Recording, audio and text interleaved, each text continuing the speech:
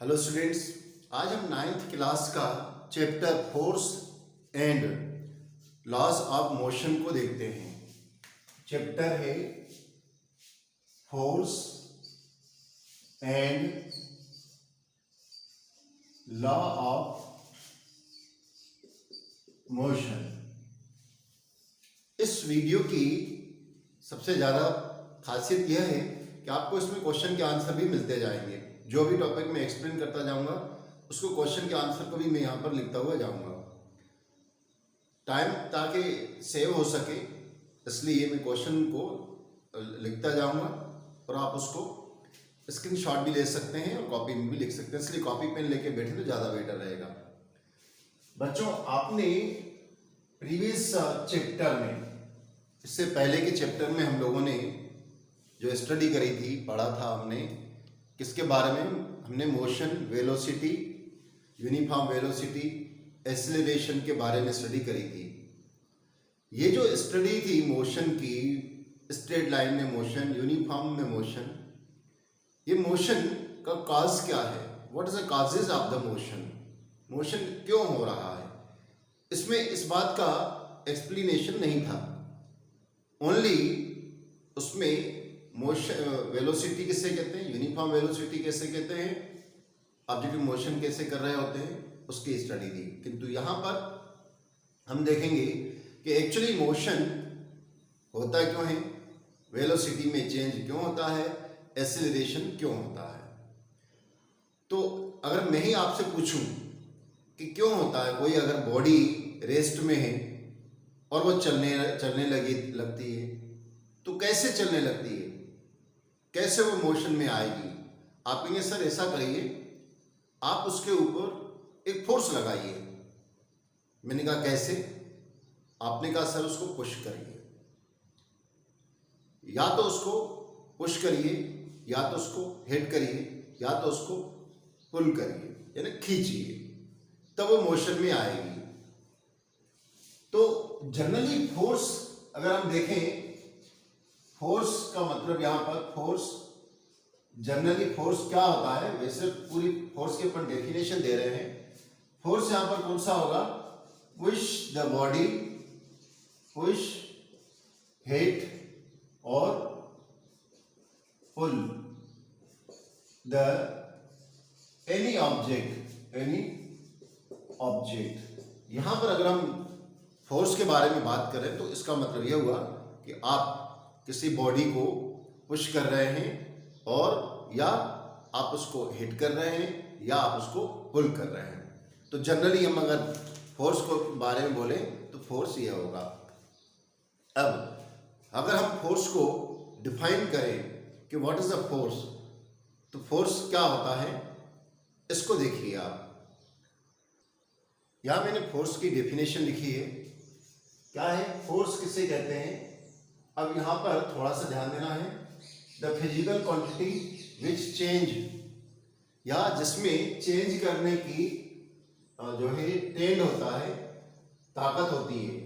तो physical quantity जो कि चेंज करती है या चेंज करने की ताकत रखती है, किसके? स्टेट ऑफ रेस्ट, यानी कोई चीज अगर रुकी हुई है, विराम, रुकी हुई अवस्था में है, तो स्टेट ऑफ रेस्ट और यूनिफॉर्म मोशन, किसी वस्तु की, बॉडी की यूनिफॉर्म मोशन को या उसकी स्टेट को, जिस स्टेट में है, अगर कोई रुकी हुई है तो उसको चला दिया। चलाने का जो ट्रेंड होता है फिजिकल क्वांटिटी में, उसे हम फोर्स कहते हैं। फिजिकल क्वांटिटी में उसे हम फोर्स कहते हैं। तो ये जो बॉडी, उसको अपन फोर्स कहते हैं। तो पूरी डेफिनेशन क्या है? The physical quantity which change और tend to change the state of rest or uniform motion of a body is called force. Force is equal to होता है mass into acceleration। यहाँ पर मैं आगे, क्योंकि न्यूटन के लॉ को अपन एक्सप्लेन कर रहे होंगे, इसलिए इसका एक फार्मूला भी मैंने आपको बता दिया कि फोर्स एक्चुअली क्या होता है। फोर्स होता है मास इंटू एक्सेलरेशन के। तो मास को अपन, फोर्स को F से रिप्रेजेंट कर रहे हैं, मास को M से, एक्सेलरेशन को A से। अब यहां पर मास का मतलब क्या है? देखिए, एक बहुत बड़ा पत्थर है, स्टोन है, और उसमें एक्सेलरेशन यानी कि उसकी वेलोसिटी में चेंज करना है। यूँ समझ लीजिए कि कहीं आप घूमने जा रहे हैं और किसी हिल एरिया पर कोई पत्थर मूव करके आपके साइड आ रहा है, तो आ रहा है और आपको उसको रोकना है, या उसको आपके साइड आए तो आप दूसरे डायरेक्शन में करना चाहते हैं, उसको थोड़ा पुश करेंगे दूसरे डायरेक्शन में चला जाए, तो क्या हो जाएगा कि अगर पत्थर बहुत बड़ा, इतना बड़ा पत्थर होगा 20 और 50 kg का, तो कैसे रोक पाओगे। कहने का मतलब है कि मास और एक्सीलरेशन के प्रोडक्ट पे अगर कोई ऑब्जेक्ट जितना छोटा होगा वो उतनी तेज चलेगा, और जो ऑब्जेक्ट जितना मोटा होगा उतना कम चलेगा। यानी ये मास बढ़ा तो ये घटा, और ये घटा या ये बढ़ गया, एक्सीलरेशन बढ़ गया, तो ये मास समझ लो कम हो जाएगा। तो इसका प्रोडक्ट होता है एक्चुअली फोर्स। और सिंपली अगर कोई आपसे पूछे फोर्स क्या है, तो अपन कहेंगे फोर्स वह फिजिकल क्वांटिटी है जो किसी ऑब्जेक्ट की स्टेट को, या जैसे मोशन को या रेस्ट में चेंज कर दे, तो उसे हम फोर्स कहते हैं। देखो बच्चों, ये तो मैंने आपको डेफिनेशन लिखवाई, आप इसका स्क्रीनशॉट ले लें। क्या होता है कि पहले ऐसा माना जाता था, आपकी बुक में इंट्रोडक्शन में जिसको मैं बोलने जा रहा हूँ, आपकी बुक में कहा जा रहा है कि पहले ऐसा बिलीव किया जाता था कि भाई जो फोर्स है, फोर्स भी नहीं कहना चाहिए, मोशन है, ठीक है ना। पहले मोशन के बारे में बात हो रही, तो मोशन के बारे में बात बोले उन्होंने, कभी मोशन जो रहता है वो एक नेचुरल फिनोमिनन है, नेचर है, ऑब्जेक्ट, सारे ऑब्जेक्ट का मोशन, रेस्ट का। फिर से सुनो, अगर कोई चेयर यहाँ पर जैसे रखी हुई है, या ये यूं कहें कि ये जो है मार्कर मेरे पास रखा हुआ है, तो क्या हो जाएगा कि ये तब तक मूव नहीं करेगा जब तक मैं इसके ऊपर कोई एफर्ट नहीं करूं। चलिए ठीक है, एफर्ट कर दिया मैंने, इसको पुश कर दिया, तो पुश करूंगा तो क्या हो जाएगा, एक सर्टेन डिस्टेंस पे जाके ये रुक जाएगा। तो पहले के जो साइंटिस्ट थे और फिलोसोफर थे, साइंटिस्ट और फिलोसोफर कौन से होते हैं, जो इमेजिंग करते हैं ट्रुथ फैक्ट की ओर, तो फिलोसोफर्स ये लोग क्या बिलीव करते थे, ये बिलीव करते थे कि अगर किसी ऑब्जेक्ट को हम पुश करते हैं तो वह कुछ दूर तक जाके रुक जाता है, वह कंटिन्यू मोशन में नहीं रहता है, और रुक जाता है ना, रेस्ट में आ जाता है। कोई भी ऑब्जेक्ट उसको पुश करे तो वो रेस्ट में आ जाता है। इन फिलोसोफर का इसलिए मानना था कि रेस्ट यानी रुकना, एक जगह पर स्थिर बैठ जाना, रेस्ट ऑब्जेक्ट का नेचर है। सारे दुनिया के ऑब्जेक्ट का रेस्ट नेचर है। हर एक ऑब्जेक्ट सर्टेन डिस्टेंस पे जाके रुक जाता है, ठहर जाता है, मोशन नहीं, हमेशा मोशन करता हुआ नहीं रहता है, हमेशा मूवेबल नहीं होता है। क्या आप इस बात से एग्री हैं? सोचिए, कोई ऑब्जेक्ट है, उसको जैसे एक आपने स्टोन लिया या एक फुटबॉल लिया, उसको आपने हिट किया और वो बॉल काफी दूर तक जा गई, जितना ज्यादा फोर्स लगाओगे उतनी दूर ज्यादा जाएगा। क्या उसके बाद वह ऑब्जेक्ट जाके सर्टेन डिस्टेंस पे जाके रुक जाएगा?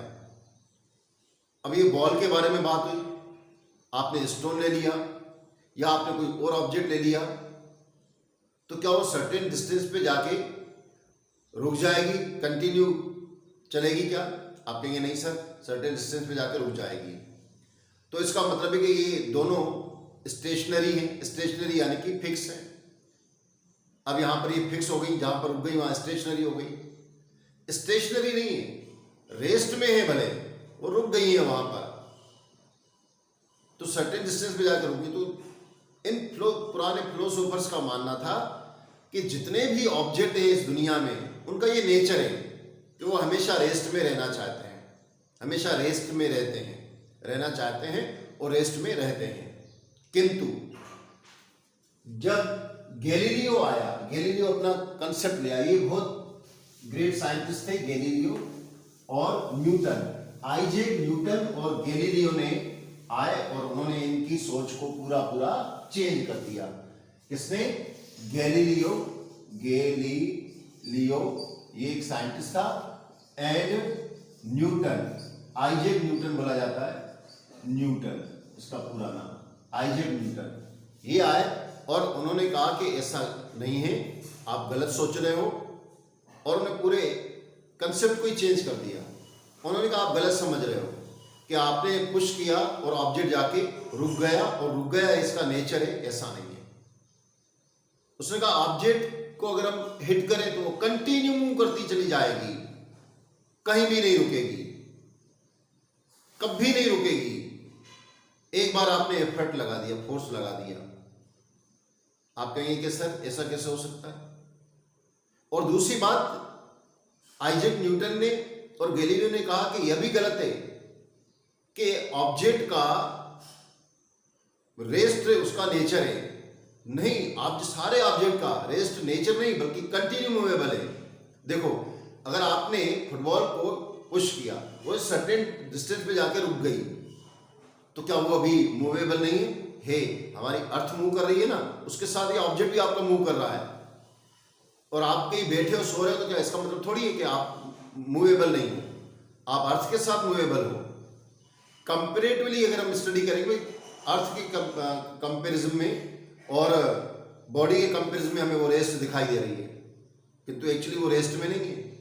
और जैसे मैंने कहा कि अगर, तो फिर आप कहोगे कि सर ये बॉल जो गई वो जाके एक सर्टेन डिस्टेंस पे रुकी, ये तो नेचर हुआ? नहीं, ये नेचर नहीं हुआ। उस बॉल को किसी ने रोका, एक्सटर्नल। सुनिए मेरे बात ध्यान से, कोई जब न्यूटन का क्या कहना था और गैलीलियो का क्या कहना था कि अगर कोई ऑब्जेक्ट मूवेबल है, कोई ऑब्जेक्ट मूवेबल है, तो एक बार उसके मूवेबल है या नहीं है, पर कोई भी ऑब्जेक्ट है, अगर उसके बारे उस पर आपने एफर्ट लगाया, उसको पुश किया, या आपने उसको हिट किया, या उसको पुल किया, तो कंटिन्यू मूवेबल हो जाएगी, कंटिन्यू चलती जाएगी जब तक कोई एक्सटर्नल फोर्स। देखो, पहले तो आपने एक्सटर्नल फोर्स लगाया, ठीक है ना। जनरली एक्सटर्नल फोर्स कौन सा? अपन अपने मसल्स का लगाया, फुटबॉल को आपने पुश किया, तो एक बार फोर्स लगाने पर कौन सा ये एक्सटर्नल फोर्स हो गया, वो तब तक चलती जाएगी जब तक कोई एक्सटर्नल फोर्स उसको आके रोके नहीं, स्टॉप नहीं करे। तो आप कहेंगे सर फुटबॉल को हमने तो लात मारी, वो तो चलती जा रही, तो एक्सटर्नल फोर्स कौन सा हुआ एक्सटर्नल फोर्स। कौन सा एक्सटर्नल फोर्स उसके ऊपर लगा? एक्सटर्नल फोर्स लगा फ्रिक्शन। फ्रिक्शन, ये फ्रिक्शन क्या होता है? तो बच्चों, फ्रिक्शन का मतलब होता है, क्या होता है कि रफ सरफेस हो, रफ सरफेस होगी ये, और रफ सरफेस और दूसरी जो ऑब्जेक्ट रहता है उसके बीच में, सपोज ये ऑब्जेक्ट है, इसके बीच में जो फोर्स लगता है उसको अपन फ्रिक्शन फोर्स कहते हैं। मैं इसकी भी डेफिनेशन लिखवा देता हूं। तो उस ऑब्जेक्ट को फ्रिक्शन फोर्स लगता है। अब देखिए, जो न्यूटन ने बात बोली थी वो 1865 के आसपास, और गैलीलियो ने उससे भी पहले बोली थी, और दोनों की बात बिल्कुल प्रैक्टिकली सही कब हुई? 1958 के आसपास। वैसे 1957 कह सकते हैं, जब रशिया ने सबसे पहले स्पुतनिक फर्स्ट सैटेलाइट को लॉन्च किया था। अब वो सैटेलाइट यहां पर, क्योंकि स्पेस में जब अपन, ये हमारी ये अर्थ है, और यहां पर इसका एटमॉस्फेयर है, अर्थ का ये लैंड एरिया, यहां तक पूरी अर्थ है, और ये वाला एरिया पूरा खाली है, और ये इसका ऑर्बिटल है अर्थ का। यहां पर कोई भी एयर वगैरह कुछ भी नहीं है, और सैटेलाइट यहां पर आ गया, सैटेलाइट को यहां पर पुश करके छोड़ दिया गया। अब ये सैटेलाइट, जो भी सैटेलाइट बच्चों जाते हैं ना, उनमें कोई पेट्रोल वगैरह, डीजल वगैरह, कोई भी एनर्जी नहीं ली जाती है मूव करने के लिए। ये कंटिन्यू मूव कर रहे होते हैं, कंटिन्यू, बिना किसी एनर्जी को दिए हुए। एक बार इनके ऊपर एक्सटर्नल फोर्स लग गया तो इसके ऊपर, इनके पास फ्रिक्शनल फोर्स है ही नहीं, यहां पर कोई फ्रिक्शनल है ही नहीं, एयर भी नहीं, तो ये कंटिन्यू मूव करते जाते हैं। न्यूटन की बात जो 1665 में बोली, 1957 में बिल्कुल याद ट्रुथ लगी। एक बार पुश किया जाए स्पेस में, किसी चीज को एक बार पुश किया जाता है तो कंटिन्यू मूव करता चला जाता है। उसको रोकने के लिए फिर एक्सटर्नल फोर्स की नीड होगी, अपोजिट फोर्स की। तो इस तरीके से तब तक इस फिलोसॉफी को माना जाता था जब तक न्यूटन ने और गैलीलियो ने डेवलप नहीं किया कि कोई भी ऑब्जेक्ट जो है वो entire the objects do not in rest state, they continue move. The objects, all the objects move or come in the rest till the we use the external force, जब तक हम उसके ऊपर एक्सटर्नल फोर्स नहीं लगाते हैं। तो यह था न्यूटन और आइजैक का बोलना। और बाकी पुराने इसमें क्वेश्चन बन जाए कि what is the old philosophy about the motion, तो अपन बताएंगे according to the old philosophy all the objects are nature of the all the objects is live in rest state, ठीक है ना। तो परंतु जो मॉडर्न है वो ऐसा नहीं मानता है। अब जो मैंने आपको डेफिनेशन दिखाई फोर्स की, कि कोई भी ऑब्जेक्ट तब तक मूव नहीं करता है जब तक उसके ऊपर एक्सटर्नल फोर्स नहीं लगता है। अपन इस फोर्स को क्या कहते हैं, फोर्स क्या है, तो मैंने फोर्स की डेफिनेशन आपको बता दी कि पुश करना, पुल करना, हिट करना। इस फोर्स को क्या आपने कभी देखा है? नो। या क्या आपने अनुभव कर रहे हो क्या फोर्स को? नहीं, ठीक है ना। अगर कहीं लग रहा है किंतु फेल्ड किया जाता है, ये बात अलग है, पर आप देखकर अनुभव करें कि भाई ये फोर्स है, नहीं, जब तक आपके ऊपर नहीं लग रहा तब तक नहीं। तो फोर्स किसी ने देखा नहीं है, किंतु फोर्स जो रहता है वो एक्चुअली क्या होता है, फोर्स जो है ना वो नहीं, फोर्स का टेस्ट किया जा सकता है और नहीं फोर्स को देखा जा सकता है। We does not see the force और डज नॉट नहीं, and does not see the force, हम फोर्स को देख नहीं सकते हैं। And does not taste of the force, और फोर्स का टेस्ट भी नहीं ले सकते, चख के देखा भाई ये टेस्ट कैसा है फोर्स का, ऐसा नहीं है। तो फोर्स को देखा भी नहीं जा सकता है और उसको क्या टेस्ट भी नहीं लिया जा सकता है, केवल अनुभव किया सकता है। We can only feel the force, ठीक है ना। तो फोर्स को, अब फोर्स जनरली कैसे होता है, जैसे मैंने कहा कि आपने पुश किया, when you push the body which type of the force applied on the body, question है ना।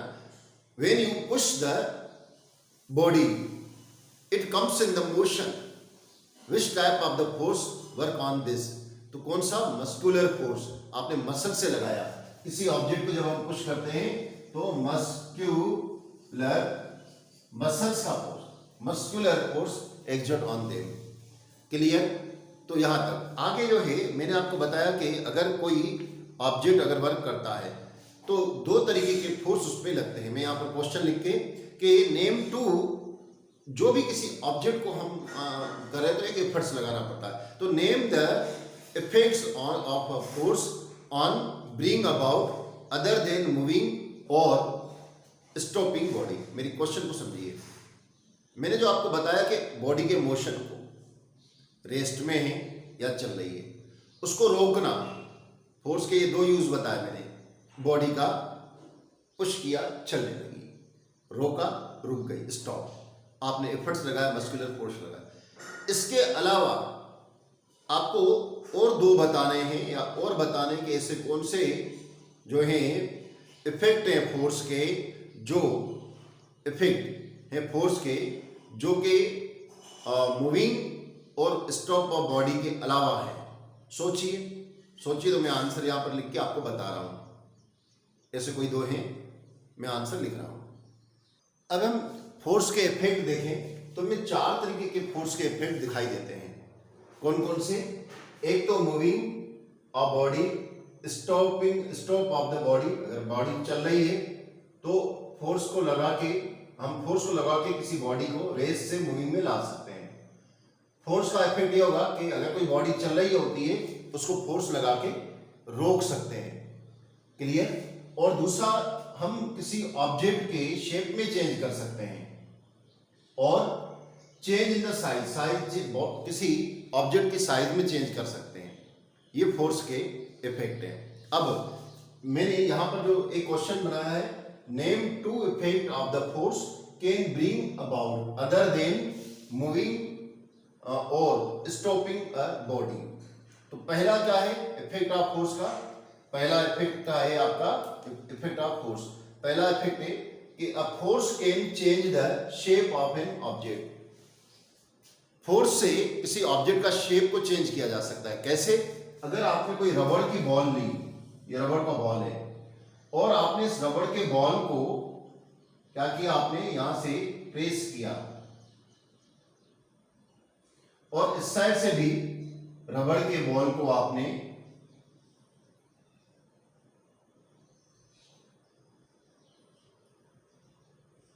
आपने क्या प्रेस किया तो क्या हो जाएगा, ये रबड़ का बॉल कुछ इस तरीके का हो जाएगा, जितना आपने किया उस हिसाब से इस तरीके का हो जाएगा। तो आपने क्या करा, शेप में चेंज, फोर्स लगा के हम किसी ऑब्जेक्ट की शेप में चेंज कर सकते हैं। रबड़ की बॉल हो या कोई और ऐसी ढेर सारी चीजें, आप सोचिए कौन सी हो सकती हैं, ये मैं आपसे पूछूंगा और चीजें कौन कौन सी हो सकती हैं जिसके शेप में हम चेंज कर सकते हैं, ठीक है ना। तो स्फेरिकल रबड़ की बॉल हो, फोर्स दोनों साइड से लगा दोगे तो उसके शेप में चेंज हो जाएगा। और दूसरा है force can change the size of an object. बताइए कौन सी हो सकती है, पहले आप सोचिए क्या हो सकता है। सोच लिया आपने, क्या होता है, स्प्रिंग। आपने देखा होगा कि वैसे ये स्प्रिंग इस तरीके का बना हुआ होता है। आपने कहा कि सर कहां से स्प्रिंग देख सकते हैं, दो जगह पे देख सकते हो, थोड़ा ऊपर बना रहा हूं, ये इस तरीके का स्प्रिंग होता है। आप इसको दो जगह पर स्प्रिंग को देख सकते हो, एक तो आपकी पेन में ही रहता है और दूसरा ट्रेन के आप व्हील के ऊपर देखो बड़ा स्प्रिंग लगा हुआ रहता है। तो वो क्या होता है कि इनकी शेप स्प्रिंग के शेप में चेंज हो जाता है, फोर्स लगता है तो नीचे ऊपर होता रहता है ऐसे। और आप भी बताइए और कौन कौन से एग्जांपल हो सकते हैं जो कि शेप में चेंज हो जाए फोर्स लगा के। अब सॉरी उसकी साइज में, तो स्प्रिंग का साइज कैसा होता है, आपने देखा होगा जैसे कोई स्प्रिंग है इस तरीके का होता है और आपने फोर्स लगा दिया तो क्या हो जाएगा, ये नीचे हो जाएगा, इतना हो जाएगा, यूं हो जाएगा, आगे आ जाएंगे ये, तो शेप में चेंज हो गया और सॉरी साइज में। तो ये साइज में चेंज का एग्जांपल है और ये इसके शेप में चेंज के, दो रबड़ की बॉल है शेप के चेंज में। मैंने अभी आपसे पूछा कि आप सोचो और कौन कौन से हो सकते हैं। तो देखिए यहाँ पर अगर हम बात करें रबड़ के बारे में, रबड़ के बेंड को आप खींचोगे तो उसकी साइज बढ़ जाएगी, फोर्स लगा के छोड़ दोगे तो साइज कम हो जाएगी। क्लियर, तो साइज का एक और एग्जांपल दे सकते हो। और शेप के बारे में बात की जाए तो ढेर सारी चीजें हैं। आपने मिट्टी को लो और उसका गोल बॉल बनाइए, थोड़ा सा प्रेशर लगाएंगे तो चेंज हो जाएगा, ठीक है ना। और बहुत सी बात, अभी चेंज भी दो तरीके का होता है, परमानेंट चेंज हो जाता है, मतलब परमानेंट का मतलब है कि लंबे समय तक के लिए अगर आपने आयरन का एक सपोज कील ले ली, आयरन की नेल ले ली, उसको खूब हिट करिए तो क्या हो जाएगा, तो वो थोड़ी फैल जाएगी, मेलिएबल हो जाएगी, फैल जाएगी, तो ये क्या हो गया, उसके शेप में चेंज हो गया। और रबड़ को खींच लिया तो उसकी साइज में चेंज हो गया। तो इस तरीके से क्वेश्चन के अकॉर्डिंग कह रहा है कि दो इफेक्ट बताइए जो कि मूविंग ऑब्जेक्ट या स्टॉपिंग ऑब्जेक्ट के अलावा हो। तो अपन क्या बताएंगे, फोर्स जो कि शेप में चेंज करता है, दूसरा फोर्स जो कि साइज में चेंज करता है। अब इसका स्क्रीनशॉट लेने में हेल्प कर रहा हूं। नेक्स्ट टॉपिक है हमारा balance force. Balance force, actually balance force और अनबैलेंस फोर्स क्या होता है, ठीक है ना। तो balanced force, balanced force and unbalanced force, unbalanced force, ये क्या होता है। देखो सपोज बैलेंस फोर्स किसे कहते हैं, देखो जैसे ये एक टेबल पे अपन क्या कर रहे हैं, एक टेबल है ये, ठीक है ना, ये एक टेबल है, इस पे अपन ने क्या करा, एक लकड़ी का बॉक्स रख देते हैं, वुडन बॉक्स रख देते हैं, ठीक है ना। और इसको मैं यहां से खींच रहा हूं, इसको एक, ये एक साइड है और ये वाई साइड है। अब मैं क्या कर रहा हूं, अगर मैं इसको खींच दूं, किस साइड, इस साइड, इस साइड अगर मैं खींचूं तो ये एक साइड की ओर मूव करके आ जाएगा, यानी लेफ्ट साइड, ये राइट साइड चला जाएगा। अब मैं क्या कर रहा हूं, छोड़, ये इसमें क्या लगी, ये जो है ना, ये वुडन बॉक्स है, वुडन बॉक्स है, और ये क्या है, ये स्ट्रिंग है, स्ट्रिंग यानी धागा, स्ट्रिंग ने धागा, वुडन बॉक्स समझ रहे हो। अब मैंने इसको इस साइड खींचा, इसको कहां खींचा, इस साइड यानी कि राइट हैंड साइड में खींचा, तो ये बॉक्स कहां जाएगा, राइट हैंड साइड खींच जाएगा, फोर्स लगाया मैंने। तो अब मैं क्या कर रहा हूं, इसको, इस धागे को छोड़ दे रहा हूं, इस स्ट्रिंग को छोड़ दे रहा हूं और वाई साइड से स्ट्रिंग को पुल कर रहा हूं, खींच रहा हूं, पुल कर रहा हूं ना। अगर वाई साइड पे पुल करूं तो क्या हो जाएगा, ये वुडन बॉक्स लेफ्ट साइड पे खसक जाएगा। अब सोचिए कि मैं दोनों साइड से धागे को पकड़ ले रहा हूं और बिल्कुल बराबर फोर्स लगा के इस साइड और इस साइड दोनों साइड खींच रहा हूं, तो बताइए वुडन बॉक्स किस साइड जाएगा? किसी साइड नहीं जाएगा, वहीं का वहीं रखा हुआ रहेगा। ऐसे फोर्स को जो एक दूसरे के ऑपोजिट और इक्वल मैग्नीट्यूड में लगते हैं, ऐसे फोर्स को हम बैलेंस्ड फोर्स कहते हैं। When two equal magnitude of force in opposite direction act on an object या on body, such type of the force is known as balanced force. और इस बैलेंस्ड फोर्स में कोई भी बॉडी मूव नहीं करती है, दोनों साइड बराबर लगे हैं, ठीक है ना। तो अब क्वेश्चन बनेगा what is the balance force, तो मैं इसका क्वेश्चन का आंसर लिख रहा हूं। अब देखिए बैलेंस फोर्स किसे कहते हैं? Balance force equal force acting in the opposite direction which do not change the state of rest or uniform motion in object or said to be balanced force। इसको balance force कहते हैं। Clear? और example मैंने दे दिया wooden box वाला।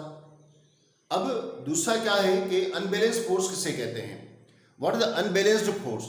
तो क्या होता है कि ये इक्वल डायरेक्शन में नहीं होता है। एक साइड, जैसे एक साइड एक्स साइड पर हम फोर्स ज्यादा लगा दें और दूसरे साइड फोर्स कम लगाएं, तो बेटा ऑब्जेक्ट किस साइड मूव करेगा? जिस साइड आपने फोर्स ज्यादा लगाया है, उसको अपन अनबैलेंस्ड फोर्स कहते हैं। उसको भी मैं लिख देता हूं यहां पर क्वेश्चन करके। क्या आ जाएगा कि what is the unbalanced force? Unequal force acting on opposite direction which change the state of rest or motion of an object are called unbalanced force। तो अनइक्वल अमाउंट में फोर्स लगाया जो कि अगर किसी ऑब्जेक्ट की रेस्ट में है तो रेस्ट से उसको चेंज कर दे, अगर यूनिफॉर्म मोशन है तो उसकी यूनिफॉर्म मोशन में चेंज कर दे, उसको अपन अनबैलेंस फोर्स कहते हैं। क्लियर? दूसरा मैंने बताया कि ये जो अब अनबैलेंस फोर्स, इतना समझ में आया, ये टॉपिक यहां पर खत्म। अब एक क्या होता है कि एक और एग्जाम्पल आपकी बुक में दिया है, उसको अपन थोड़ा समझेंगे। क्या होता है कि क्वेश्चन भी वहां से बनते हैं। क्या है कि अगर कोई बॉक्स है, आपकी बुक में दिया गया है कि दो चिल्ड्रन हैं और एक बहुत बड़ा ऐसा बॉक्स है, वुडन बॉक्स है, और उसको उन्होंने फोर्स लगा रहे हैं और ये रफ सरफेस